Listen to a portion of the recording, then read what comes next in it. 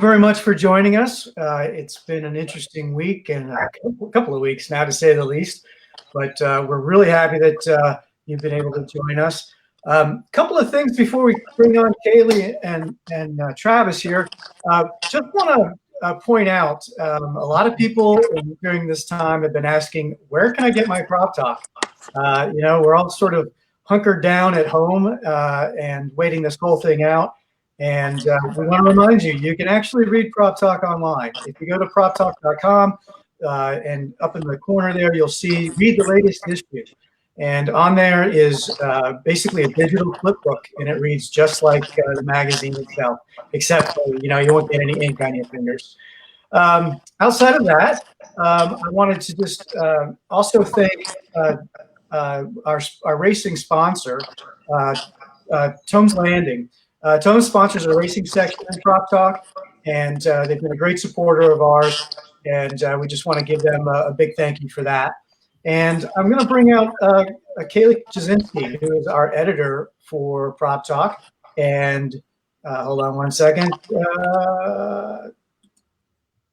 Kaylee. Hello. Hey.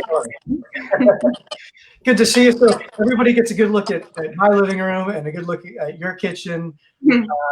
It's exciting times. And let me just say real quick to the audience, if we experience any technical glitches, we apologize in advance.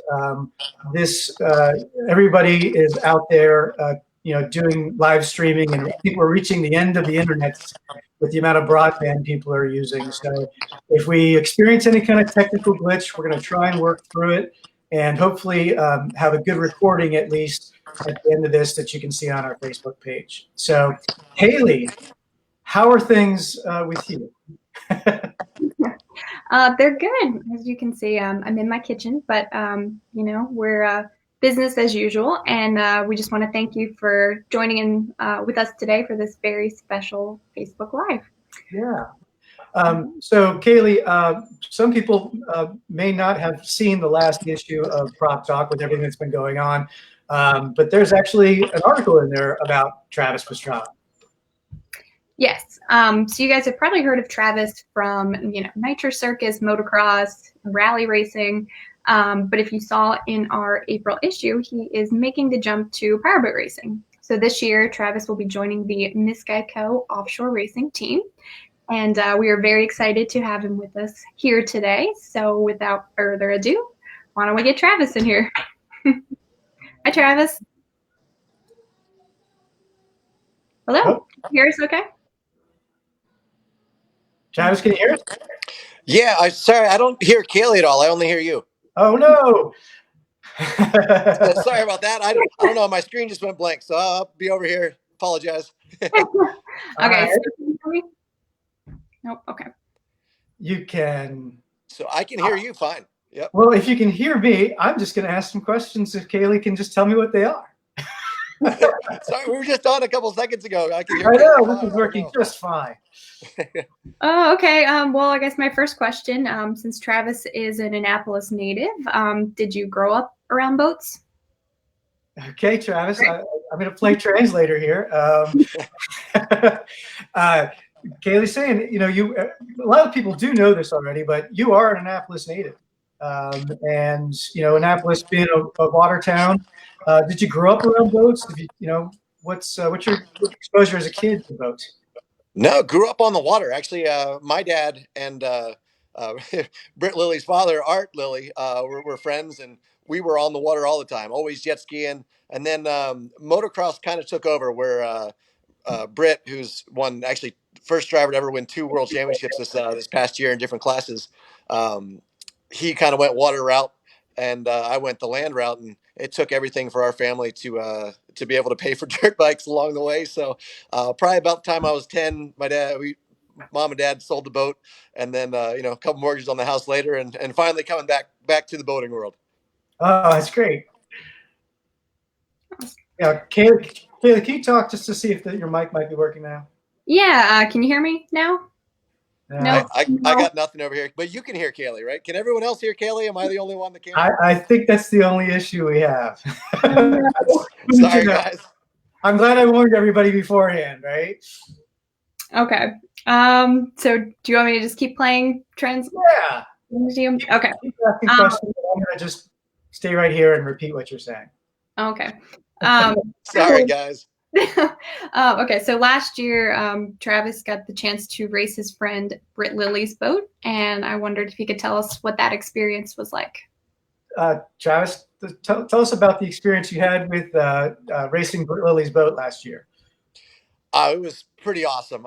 Britt had always told me, he's like, you got to get on the water. But, our seasons were always the same time. I was racing supercross and motocross and freestyle and doing the Nitro Circus stuff. And then, we get done and he's like, you got to come down to the World Championships. You got to see it. And I cannot wait to get down to Miami and to run all these races. But, had a chance to get in kind of his bigger boat. He was stepping up to the next class. And he put me in the first round, which was awesome, but had a few mechanicals. Luckily, the boating community really got behind me and said, hey, we got it's kind of just a fun run boat, but you can jump in that. So I jumped in with a throttle man I had never even met until that morning. No practice at all. Heading into the first turn at about 100 miles an hour. And since we didn't get to qualify or sign up, it was all the way against the shoreline. So the waves are breaking over the boat. I thought we were going to flip it. It was one of the most terrifying and amazingly exhilarating experiences of my life. Wow. And coming from you, I think that really says a lot. That's awesome. Anything you're unprepared for, I think, or you just don't like. I was ready. I'm all in, but I'm like, I don't know what to expect. So that was pretty cool. Wow. Wow. Awesome. Okay. Still no. Keep rolling. Okay. So then how did, that experience lead you to the Miss Geico team? How did that all come about? So did that experience lead you to the Miss Geico team? Like how did that transition happen? I got to meet Sir Steve Curtis, actually throttle man for Miss Geico, and he stepped me through the boat where they kind of just make sure you can swim, tread water for a while, flip you upside down just in a pool, in basically a simulation of a race boat in the capsule. And we went upside down, and he's like, okay, now you see the boat fills up pretty slow, but he's like, usually if you crash one of these boats at 150 miles an hour or so, you're going to be unconscious. So by the time you wake up, you're kind of going to be panicked. Wow. So he's like, you got to know where, where the air is, where the exit is, where everything is, and really stepped me through that. So that was pretty cool. Just to kind of get to meet those guys, and then got to meet Scotty, who holds the speed record from Annapolis to Baltimore in Miss Geico, and one of the owners of that boat. So someone that I had known about, and just crazy guy. I love him to death. Like probably one of the most fun guys you'd ever meet. And Scotty he called up Britt and said, Britt, we're really looking, we love our driver. But we're looking, because it's a world championship, but it's mostly US. He's like, you've been doing a really good job. You've shown a lot of promise. What would you think about potentially driving some of the rounds? And, we're trying to build the sport up a little bit. And we'd like, we saw myself down there, saw that you guys are friends. Maybe we could work together. And, Britt being the one that can really drive and me being someone that thinks I can drive, and it has a little bit of a reach as far as bringing more fans to the sport. We're going to give it a go. And Steve Curtis said, you know what? I can teach him. He goes, you've driven NASCAR, you've driven off-road trucks, like everything. He's like, I'm going to put you in the corner at the right speed, and you just got to figure out how not to flip us. I said, well, I think I can do that. So I don't know. We'll find out here in hopefully a couple weeks, maybe a couple months with everything going on. Yeah, absolutely. Well, leading up to this, I know you were mentioning that some events have been delayed or rescheduled. What's sort of the plan from now? Well, it's a really tough plan because as any race team knows, you're building that boat all the way up until even if you think you can have a month to early, until that race starts, you're working on it. So with all the race teams, and that goes for Subaru Motorsports USA up in Vermont, they've closed down. They actually changed their whole production to making face masks and that kind of stuff, which has been interesting just to see race teams kind of adapt. But they've pretty much had to shut down everything non-essential. So unfortunately, that includes building boats, building cars. So even if these series could start on time, the delay has put so many people behind, and a lot of the guys are from Europe and other places where they're not going to be able to get over to really help out for a certain amount of time. So even with Steve Curtis, with the travel ban, it's impossible for us to even sit together to figure stuff out on a smaller level, even out on the bay or anything. So definitely puts us behind the eight ball. And then with me, I mean, we have Nitro Circus shows are being rescheduled. Doing the whole U.S. Rally Championship, and those rallies are being rescheduled. And now, with the boat races being also hopefully being rescheduled, it's a little more difficult with shutting the waterways down than it is, for tracks and that kind of thing. But it's going to be a really interesting year at the end of this year to make up for it. But luckily getting a lot of family time now. So we'll see. I mean, always a positive, I guess. Yeah. I've asked our Facebook friends for questions, but Kaylee, everyone's saying I'm a huge fan. That's good to know. I just, that's not really a good question. Thanks, guys. Yeah, well, actually, I do have a question. So the Miss Geico can reach speeds of 160 miles an hour. So I was curious how high speeds compare racing on land versus water. Now that's a great question. Travis. So, the Miss Geico boat reports to do speeds of 160 miles per hour. I mean, those are big time speeds. How can you kind of compare that kind of speed on water versus land? Like, what's the big difference that you're dealing with? I really can't compare that kind of speed on water because I've never been that fast on water. I'm about to jump into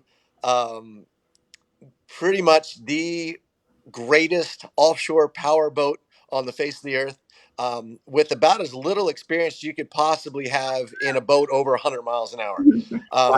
Saying that, I've grown up, checkmates and everything else, just pleasure boats out on the bay, and 50 miles an hour on a tube behind a checkmate feels like 200 miles an hour in a NASCAR, 4 wide.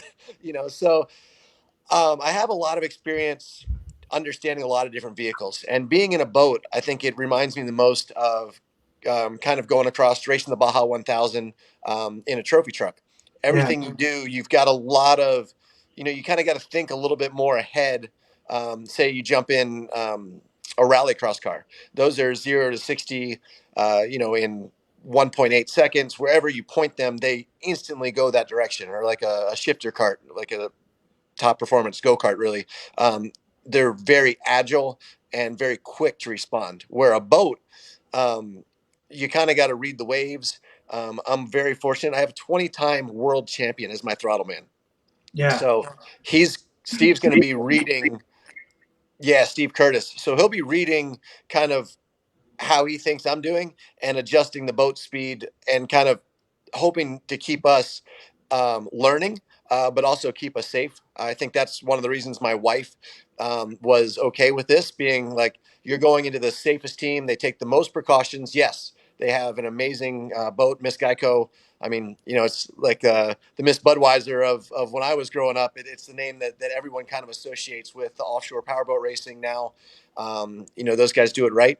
And definitely have the most experience to help me learn as quickly as possible. Obviously, it's being thrown in the deep end, and no pun intended. See if you can swim. Hopefully, won't be doing much swimming, but right. Well, when you're driving though, are you sort of communicating with the throttle man, or is he communicating with you about how to be driving the boat? Or are you just focused on the wheel and going? So coming in most of my life from action sports, it's just you and the motorcycle or the bicycle or whatever you're in or on, I should say. And you block out all the outside distractions. Getting into rally was interesting because your co-driver is constantly giving you information of what's coming up. And when, everything hit the fan and you're about to crash and you got one tire hanging off a 100-foot cliff and, the other one's in the air and you're coming up on the next jump or the next blind crest. And I'm like, whoa, what did you say? And I'm slowing down. So you have to learn how to listen even in those situations where the pucker factor is very high, if you will. Yeah. So I've gotten really good at listening and not talking. As my co-driver always said, the driver's job is to drive and not speak. So, for me, Steve Curtis is very talkative. He's got a lot of experience. He's very funny. And I think from what I've heard, I've never sat with him, but just watching the in-boat camera stuff, he's very good at kind of walking through what he's feeling.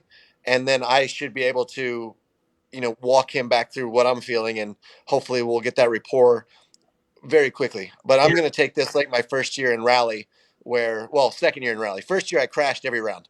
Second year, Subaru was like, all right, look, you got to figure out how to drive this car, and you're not getting any experience upside down on the side of the road. So they're like, let's back it down and let's learn. And that year I ended up third in the championship, and the next year we were able to win. So I realized that this is going to take time. I don't know that I can do it, but I believe I can. The team believes that we can do it as a group. Britt will be driving the rounds that Britt Lilly, that I won't be able to drive per conflict, or just when they want more points on the board than I can deliver right off the bat. So hopefully together we can be fairly competitive by the end of the year. Cool. I've got a question here from Facebook now from Kelby Myers. I'm going to pop it up here, but it's going to get cut off. It says, how big of a change was it for Travis going from LSB fountain boat with twin engine to racing in the single engine Extreme V during the Cocoa Beach race? Well, I didn't have much experience or time. I got one lap, to be perfectly honest, right? because Yeah. the engine issues with the fountain. But the single engine, that felt like a go-kart. It was like the fountain, man. I had the Fox shocks in the back on the seat, and it just felt smooth. And I was like, this is awesome. And heading out about 110, 120, and then you get in a boat going 80. I feel like I'm going 200. So it's all perspective, I guess, in how the vehicles or the machines handle. What machines? I guess what boats handle. I got to change my terminology here. I think it's still a machine, I guess, right? Kaylee, you have another question for Travis? Yeah, let's see. Okay, this might be a hard one to answer, but of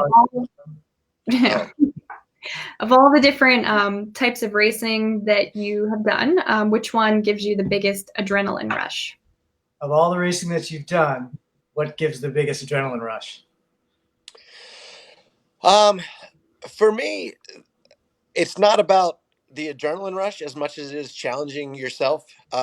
So, the biggest adrenaline rush is probably doing something that you don't know anything about. So probably this year in boats is going to be my biggest. I call that fear. Yeah. I mean, it's like 98% scared, 2% excited, or the opposite. I'm not really sure yet, but right. No, I think for me, like, even when you're doing the craziest thing, the consequences, the risks, and you've practiced, especially on dirt bikes. You practice so much, everything, how it's supposed to happen, when it's supposed to happen, and you're too busy doing your job to think about being excited or scared or anything. It's just you're in the moment. Mm-hmm. So for boats, I'll be in the moment, but I'm also, when something's going wrong, I'm not going to have that hours and hours and years of practice. So I'm going to be making those split decisions going, I think this is how this works. So we'll see how it goes. Right. Have you ever tried the drag hydro boats? Any interest in that? No, not yet. I figure that looks amazing, but I also have seen some really big crashes with those. So I like the capsule for sure with what we got. I know they have capsules now, but still, it's no, haven't tried them. Next on the list, right? Let's get through this one. Yeah. Cool. Kaylee? Let's see. Okay, what was it like bringing Nitro Circus to Annapolis, to your hometown? Oh yeah. Well, this with Nitro Circus, you actually came into Annapolis. What was it like coming back with that huge show in your hometown? No, it was something we've wanted to do. I mean, even before we started shows, always wanted to be like, man, I want to race or perform or jump or do something in the Naval Academy Memorial Stadium. And that's just awesome to have that chance kind of come to fruition. We had a lot of fight back from the local community. They didn't want a motorized sport there. They said it set precedent. So like, it's not that we don't want you guys here. We just don't. Right. We don't want Monster Jam next weekend and whatever that may lead to. But the whole community and really Annapolis in general just really stood up for us. And we just have so much family here and so many friends, and all the politicians got behind us, which I thought was really neat because they kind of went out on a limb to support, support a local. And it was just an amazing event. Had over 20,000 people show up. And yeah, we had a little rain. We had a lot of heat. Definitely July was not the best time for, I told the guys that, but they're like, it's the best. It's going to fit well. Like, oh, yeah, here we go. It's not during football season or lacrosse season or anything. So we made it work. And it was just so cool to have all my friends and family that didn't really know what Nitro Circus was. I mean, you see the videos, but to see it in person was really awesome for us. And we have so many. I mean, if you look at swimming, and from Michael Phelps, at one point in the Olympics, if Maryland was its own country, we had more gold medals after the first 2 days than any other country. I mean, if you were to take Maryland out of the U.S. brackets, because Right. Phelps had so many, and all the swimmers, and how he started that. Well, with action sports, we've been able to do where almost every country now that skateboarding and BMX and everything and freestyle is going to the Olympics, they're all coming to Nitro Circus. So all of the top Olympians and they're coming here to my house. They're training here. They're learning from the safety technology that we have and taking that worldwide. So we've been able to have a lot of locals. I mean, the first guy to ever do a front flip was from Annapolis, Maryland. For myself, first one to ever do a double backflip. The first triple backflip, or the only triple backflip ever, was done right here in Maryland. It was an Australian, but he was practicing here. The first ever guy to do a double front flip was from Shadyside, Maryland. Greg Duffy. So, like, we really have a hub of action sports. So for so many of us to be able to showcase what we've been able to do here in front of our friends was pretty cool. That's awesome. That's yeah, awesome. that is awesome. I was going to say, I followed you a little bit on Facebook and some other places. You guys seem to be holding up pretty well and making your own adventures at home. You did a little mattress bobsledding down the stairs and that sort of thing. Do you find is all the training there right kind of local, or do you have another track you have to go to? And like, where is all that located? Yeah, pretty much my backyard. So that's pretty awesome. We just moved kind of a little bit away. So my wife, she actually won the world championship last year. But with all the Nitro Circus crew there and all the different people, especially being Olympic year, training and working, she's like, we have to have a place that's away. She's like, it's fun, it's a hobby, but she's like, we got to have a place away. So we moved kind of back to the water, which was, first time I've been on the water since I was young. And it's been a really cool experience over here. That's great. Kaylee, I think we probably have time for one more question. Ooh, just one more. Okay. It's working out really well, by the way. Okay, well, so here's kind of a question. Let's see. So as a family, like, do your daughters, do they have like dirt bikes, or do you guys go out on the water? What kind of, adventures, sports do you guys get into? Kaylee, we're mentioning your family. Your daughters, are they into dirt bikes? Are they, what kind of adventures are you allowing them to get themselves into? Well, just being around this stuff all the time. I mean, when we had our firstborn, I was racing NASCAR and, them pretty much touring with Nitro Circus around the world. And my wife's on tour, I'm on tour. And it was actually a really awesome environment, to be honest, because you have 30 of the most charismatic, passionate athletes on the face of the earth. Some of them are train all the time and very healthy, and some of them are the opposite of that. So you have a wide variety of people. Some are all tattooed up, some don't swear, have no tattoos, and we have a couple Mormons that don't drink. They don't like it's a very diverse, eclectic crew. So, but there's always someone awake. There's always someone excited and motivated, and that's been really cool. So by the time my two daughters were 3 years old, they were both on dirt bikes. They both race BMX, and they're driving go-karts. My oldest is 6, and there's like a 30-foot jump that she's doing like in the go-kart basically. Wow. But having said that, they're very different personalities. And my oldest, she just started competitive cheer, which I was like, this is so different than what I ever expected. But we've been throwing her in the air, and she's doing flips, and she became a flyer on the traveling team because they can throw her in the air and she can flip. And I was like, man, we've really been training her for cheer her whole life. I had no idea. But my youngest, she doesn't like anything that's dangerous. She's always saying, slow down, lower, slower. It's like, she's just so cuddly and lovable. And I just, I can't wait to see what she does, but I doubt it will be in the same genre as her mom and I, and probably her older sister, but we'll see. Whatever they want to do, I'll support. I want them to learn how to do this stuff, but I hope they don't go into motocross. I just know there's too many broken bones coming, but if they love it, I love every second of my life, so I wouldn't give it up for the world. That's great. That's great. Well, this has been just awesome. I really appreciate your time, and hoping that all of this kind of comes together for you. Once we get out of this little crisis, I guess, that we're in. But we really appreciate you taking the time and joining us and talking to us. For the folks at home, obviously, go to PropTalk.com. You can read the article about Travis in there, and in the Flipbook magazine. I think we even have it posted online. And as always, thanks to Tombs Landing for sponsoring our racing section. And be safe out there. Thanks, Travis. Thanks, Kaylee. Thanks for having me on. Sorry, Kaylee, I didn't get to talk to you, but maybe next time. She says thank you. Thank you.